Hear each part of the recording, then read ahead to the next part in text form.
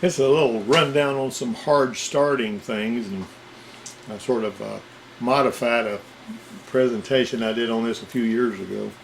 I thought I'd run over this stuff with y'all. It's kind of fun to talk and reminisce and remember about some of the stuff I've run into over the last 40 years or so.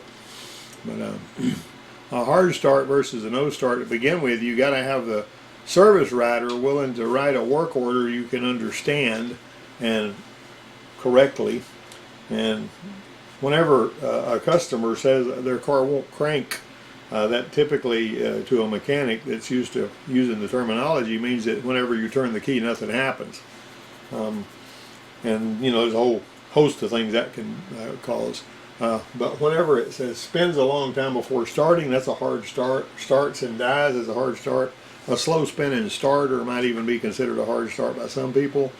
But there was a friend of mine that called me a few days ago, and he has an '08 model Chevy pickup that he recently had to have an engine put in because the engine, he bought it and drove it bought it used and he drove it for about a month, and then the engine died. And so he had a shop over here that I directed him to, you know, pop an engine in it for him. I think they charged him $8,000 or something like that, but he had the money. But he called me and he said that whenever they put the engine in my truck, did they put a starter in there? And I says, no, I don't think they would. If the other starter was okay, they would have no reason to do that unless it was just a belt and suspenders thing. But they're not going to add that to the bill or to their expense as a part of your $8,000. I don't think. Some shops might, but I don't believe this shop did. At any rate, the reason he was asking was because he was getting very little or no starter operation. And he said, so he went and had the battery checked and all that, and I guess he cleaned the battery terminals at the battery there and all. And then he's wanting to talk on the phone and have me talk him through this. And I said, look, if you know you've got a good battery and the starter is doing anything at all when you're trying to spin it over, like if you turn the key and you hear the starter trying to grunt and whatever, you do know that the relay that drives the starter is operating the starter solenoid. You know, because on the newer ones you typically have a relay that you just touch the key, and then the relay engages the starter and it spins it and all that kind of stuff. Well, he was getting some starter operation, but it was just weak.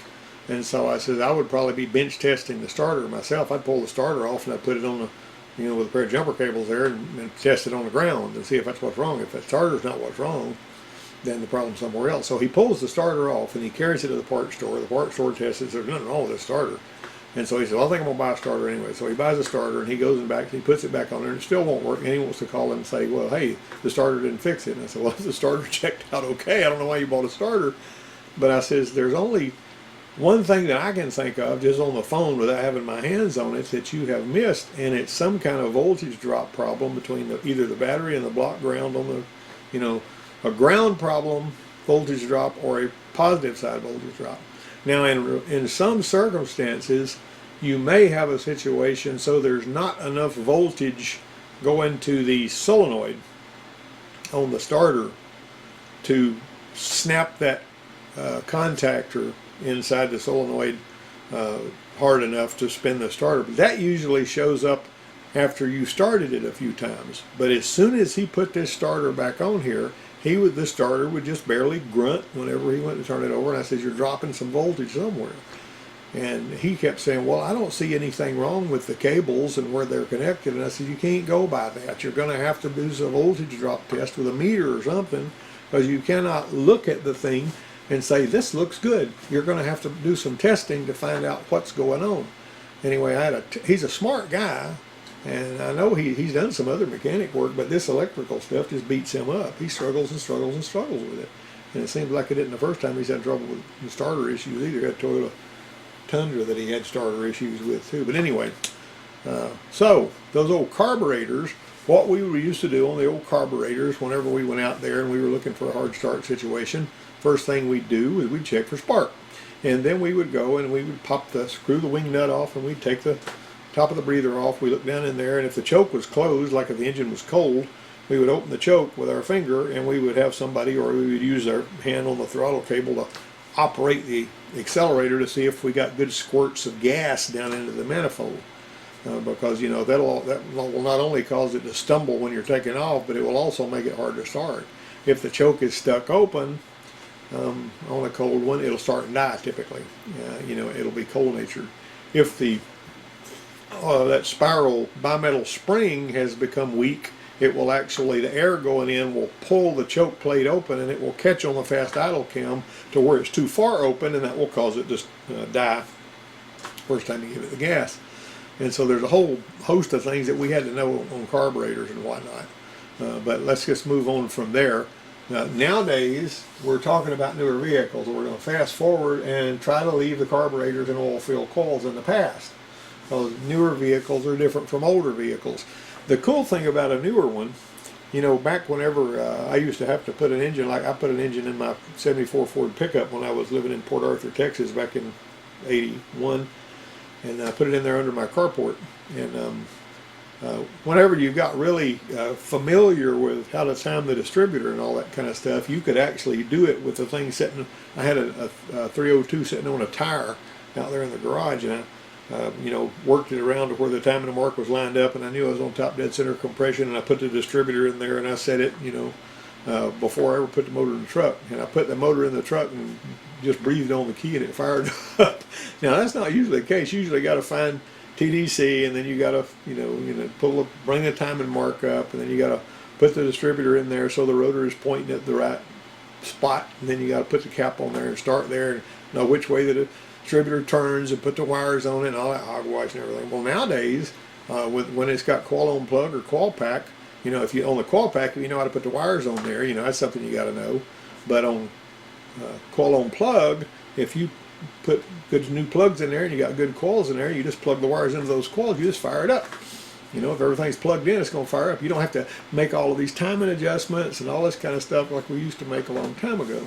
So things are a little different. They're easier, but they're also a little trickier sometimes. The old textbooks used to say, see if the spark will jump 1/4 of an inch. In my gas station days in the 70s, I discovered a spark can jump 1/4 of an inch at sea level air pressure and still not have enough to pop the combustion chamber. We had at a couple of the places I worked, there was these Delco spark plug testers. And what you would do is you would, it had a little, you know, spark generator, some kind of transformer. I don't know what it was, but anyway, when you mash the button, you'd get a bzzz, you get a big high voltage spark. You'd screw the spark plug into this little pressure chamber, and there was a mirror. There was a little window facing this mirror, and you look at that, and whenever you were firing that spark plug, it was just a steady buzz on that spark plug tip. You would turn a knob to bring the pressure up in that chamber where the spark plug was firing, and if you hit about 60 to 80 psi and the spark plug quit firing, then that condemned that spark plug, which would mean and it was under compression, the spark plug wouldn't fire if the compression was higher than 60 or 80 psi. Now, running compression on a vehicle is only going to be 60 to 80 psi anyway, unless it's turbo or supercharged or something like that. So you're sort of in a, you know, whenever we used to, if we pulled a car in back when the carburetor and distributor days, and if you pull one in and they say it's cutting out and all, one of the things that you could do is just snap accelerate it, and if it sputtered and popped on the way up, you had a pretty good chance that you had bad plugs or maybe a weak coil or both. But what I used to do, and I've talked about this before, is I would take my test light and hook it from the negative side of the battery to the tack side of the coil, that's the trigger side of the coil, and you'd see it flickering.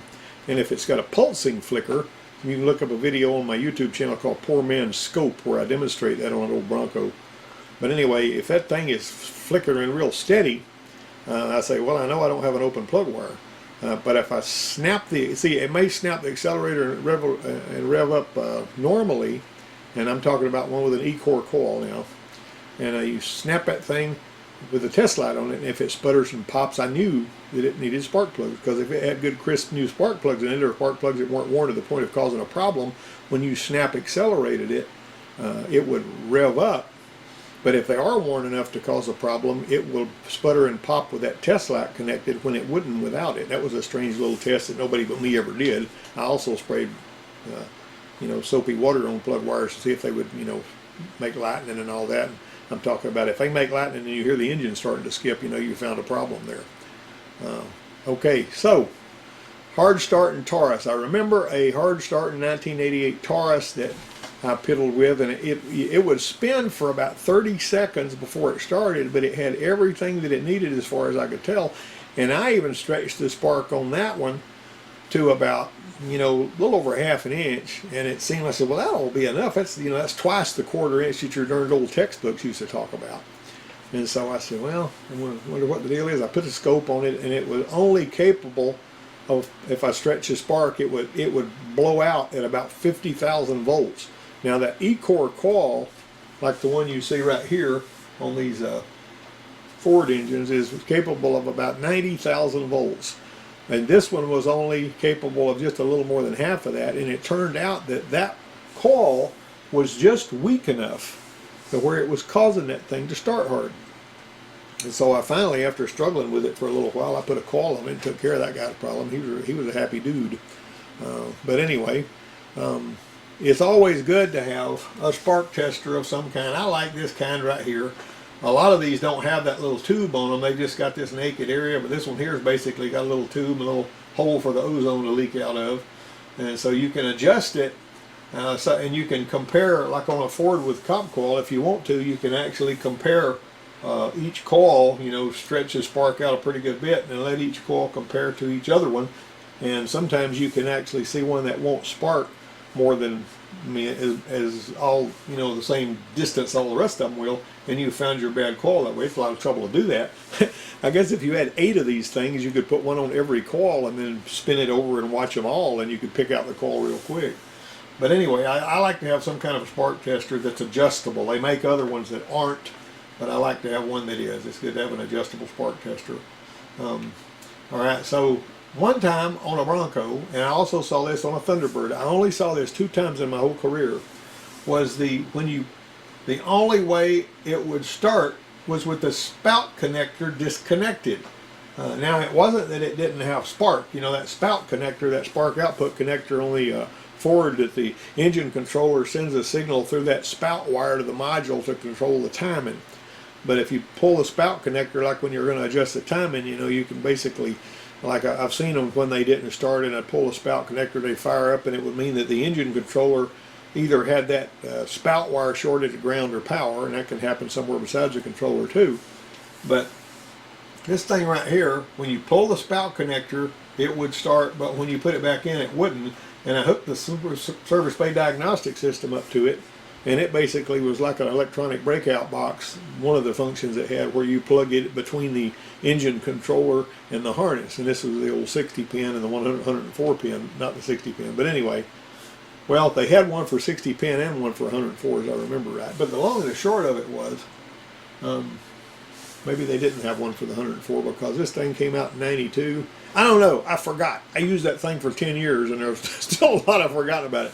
But the point is, I hooked that thing up, and this is actually the one that I took a picture of that was in my service bay. And I noticed that the ground was really scratchy when you were trying to start it. And so I went down there to the ground on the block where the battery, and it would spin normally, but there was enough noise at that ground that it was confusing that thing somehow. When I cleaned that ground, all of that went away.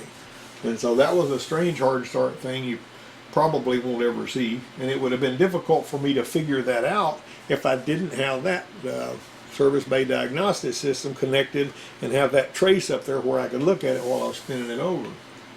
All right, then they got the burn through rotor syndrome. You know, they're more likely to cause sputtering and stumbling and hard starting unless it's in a 70s HEI Chevy.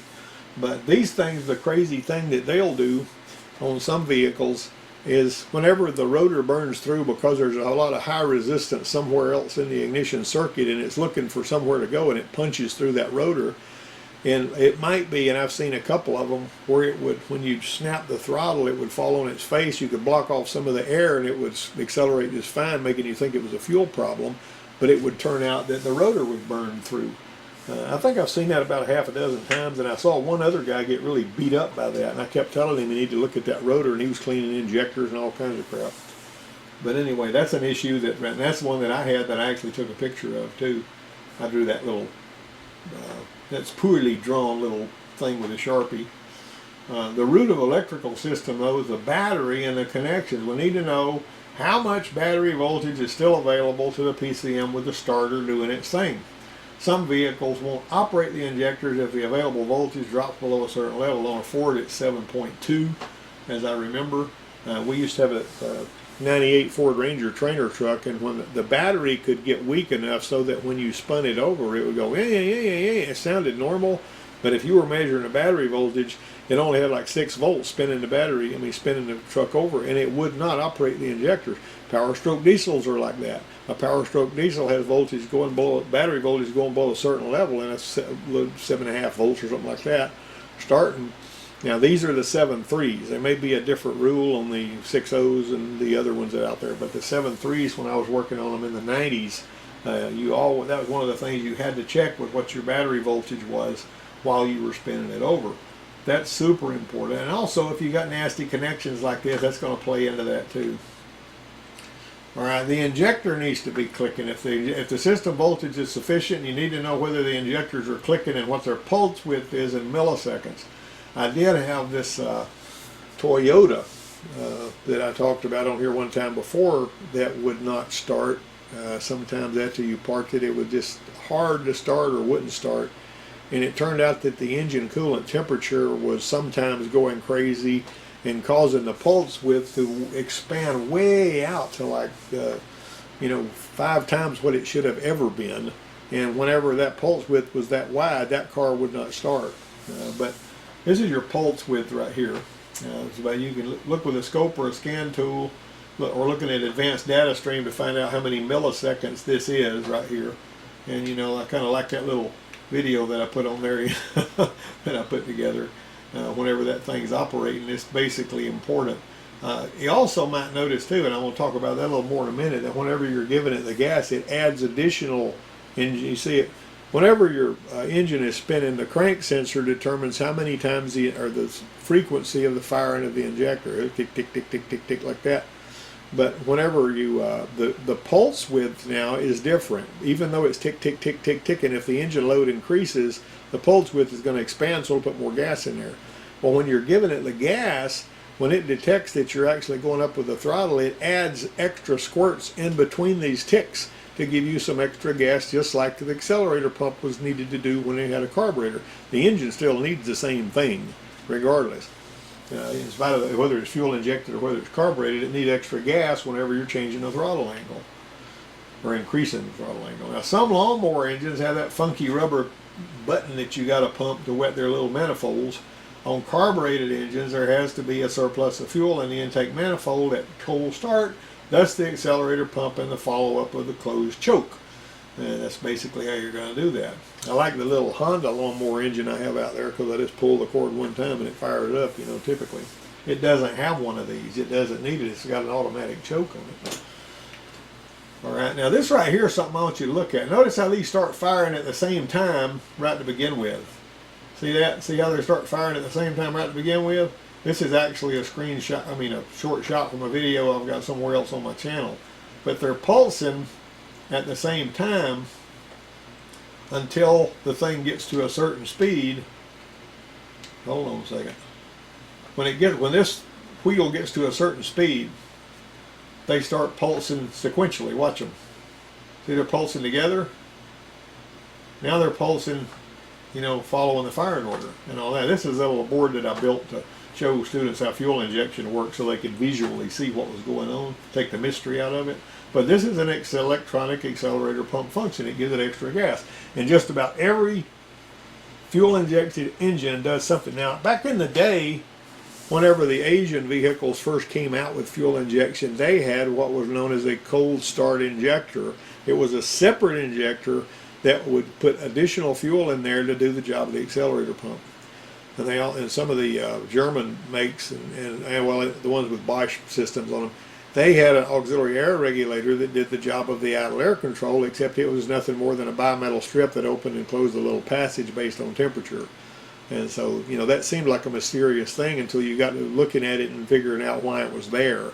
It gave you fast idle and all this other kind of stuff in air for no-touch starting and all that. All right, moving the throttle while you're spinning the engine might or might not put too much fuel in there, and it also confuses it because it looks and sees what closed throttle is when you're first starting it up. Adds additional pulses to simulate the carburetor's. So I've actually seen one that was smoking really bad when you first started it. It was on a van, and it had a ragged TP signal even though you weren't moving the throttle. That ragged signal was causing it to put extra squirts in there, and it was making it just run rich as a dog, and it can also make it start hard. So watch for in-range TP sensor failures that might cause hard start or rich running problems. You just about got to have a scope to catch that, but you can catch it with a meter, although a meter doesn't typically refreshes, it doesn't give you the resolution of a reading you need, although you can figure it out if you're watching it enough. If the IEC doesn't provide the needed air because it's sticking or whatever, a bit of throttle opening gets the mill fired up. Now, this one here is not quite so bad to stick as the ones on the Fords that use amperage to pull a poppet against a spring.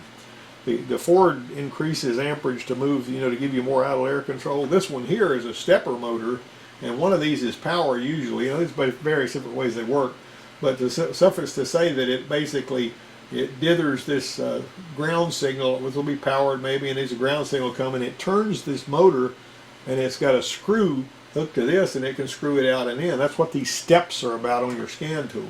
On the Ford, you're basically looking at percentage, but those Ford ones, they're made like a little cork, and they kind of have a tendency to stick sometimes. And you can tap it if you hear it pop loose. I had this one lady that called me one time and says, "Hey, whenever I park my vehicle, it's hard for me to start it, and it doesn't idle as high as it should either." And I says, and it was the idle air control on that was right up there, easy to get to. And I said, "Well, if your son's any hand with a wrench, tell him to buy one of these idle air controls and pop one of those on there. That's probably what's wrong with it." And she called me back and said, "Yay, that fixed it." But anyway, on electronic throttle control vehicles, the electronic throttle body opens and closes to give you your cruise control, your idle air control, and all that, and it's less likely to cause this problem. It is very, very difficult to get an electronic throttle body to stick because that thing is so powerful and so strong, and not only does the electronic throttle body open the throttle plate, it also closes it. And I always have to say at this point, keep your fingers out of an electronic throttle body, particularly if the engine, like if somebody's got the key on, or even if you've got somebody with their foot on the accelerator and you're trying to maybe going over your finger to wipe out the crud in the throttle body, keep your finger out of there. Use a toothbrush or a stick or something to wipe out that throttle body, because if his foot slips off that accelerator pedal, it's going to close that throttle and it will cut your finger off. Also, if you open an electronic throttle body by hand, even on a bench, sometimes, and it's a hit and miss situation like Russian roulette, you'll destroy that throttle body mechanism and have to replace the throttle body because you opened it by hand. So it's not a good idea to do that. And you might say, "Well, I've done it a bunch of times and never had a problem." The one time you do have a problem, make a believer out of you, let me tell you. And beware of wet plugs. I used to see this on vehicles that had burned out choke heaters, and they would basically eventually drive them with the choke closed so much that it just wouldn't start. Or they'd crank the vehicle and they would run it, and this can happen on fuel injected vehicles too.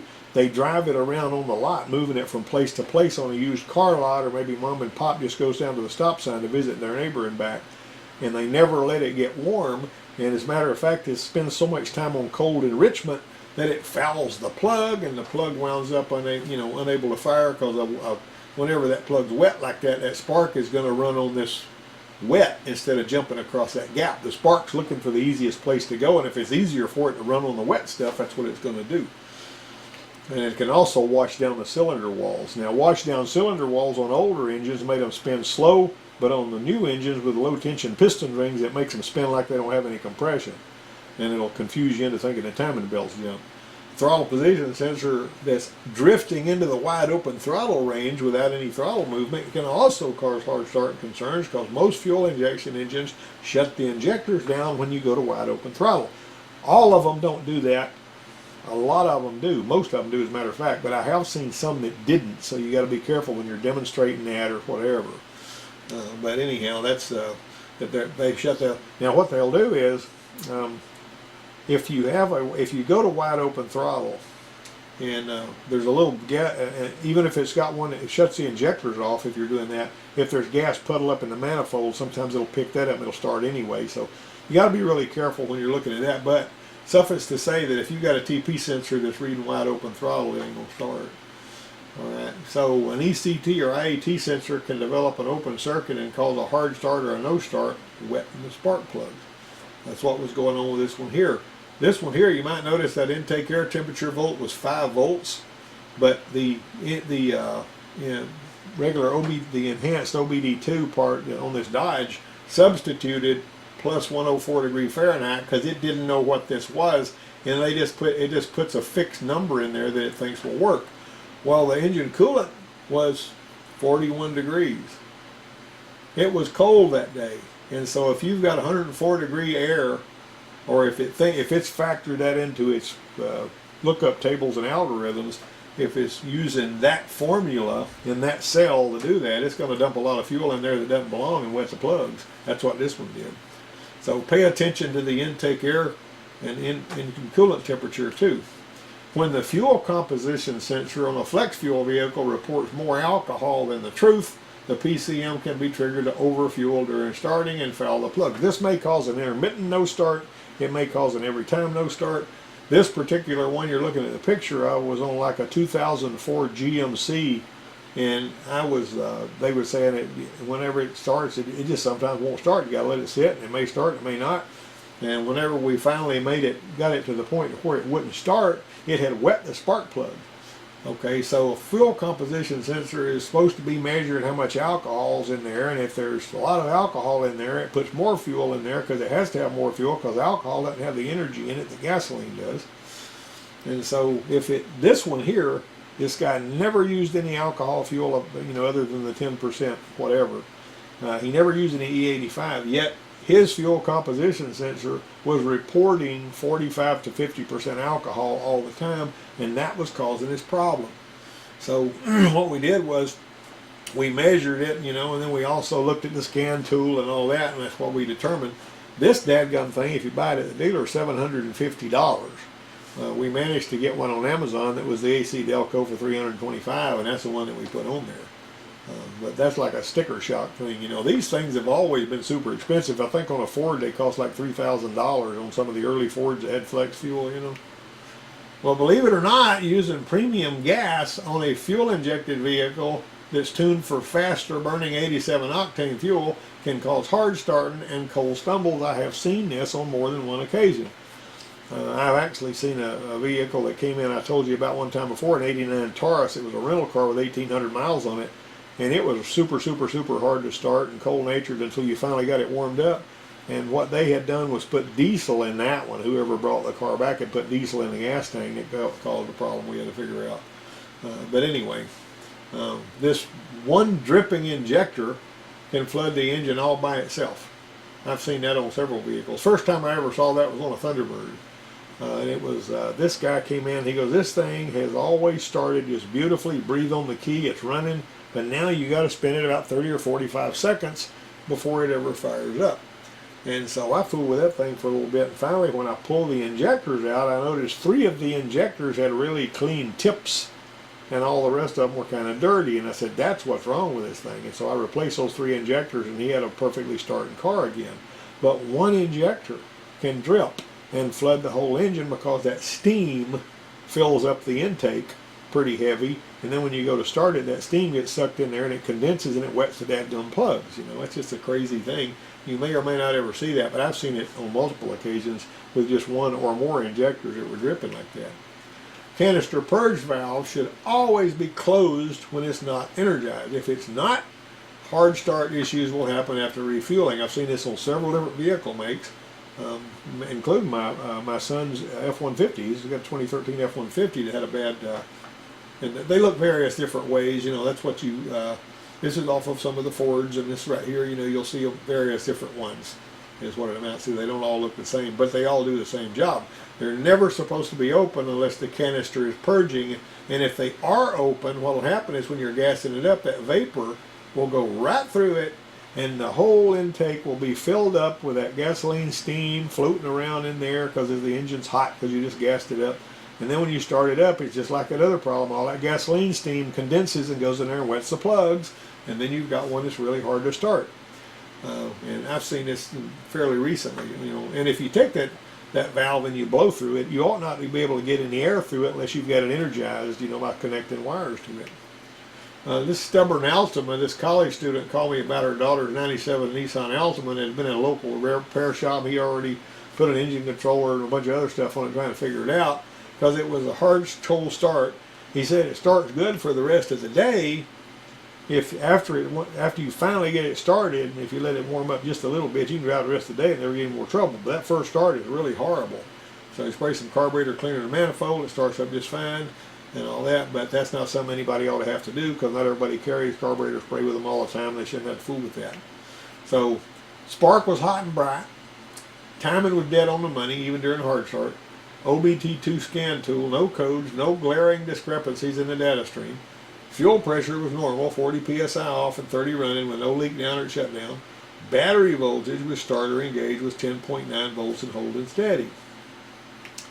Alright, so was it a temperature sensor concern? Well, there was a little bit of difference, you know, between the ECT and the IEC, but it wasn't enough to cause this kind of a problem. They were within 10 degrees of each other. Actually, when I built this little graphic, I did that backwards. The IET was 76 and the ETC was 66, but it was a cool day and the heaters were on in the shop, and the intake, the air cleaner had the IET sensor in it, and it was being heated by the heater, and that's why it was a little warmer. Throttle position sensor reading pros, throttle CP volts 0.6, and I thought about it. I slept on it. If the PCM doesn't know the key's in the start position, it won't know to double pulse the injectors, and it did that on Nissans too. I mean, this is something that's universal. They all have to find some way to get extra fuel in there when you're first starting them. All right. If it was merely firing the nozzles sequentially and not double pulsing them, it was going to do that. That's why the carburetor spray helped.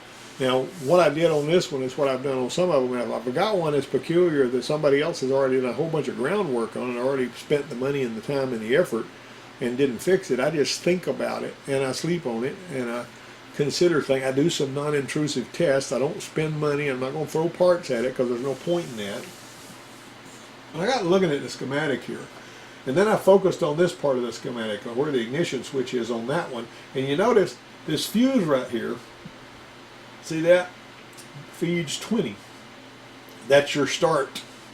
And those terminals, that terminal is supposed to put power through this fuse out to terminal 20. And when we looked at fuse 20 in the fuse panel on that car, we found out it was missing. Apparently the radio fuse had blown or something, and somebody had jerked this fuse and put it somewhere else. And they wound up with a problem with it spinning, you know, a long time before it would start when it was cold. That's all we had to do was put a fuse right there, and that problem was totally fixed forevermore. There is going to be a pop test tomorrow. You know, some of the stuff that's in this presentation will be on that pop test, but there will be other stuff on the pop test too. It's like little surprise random questions.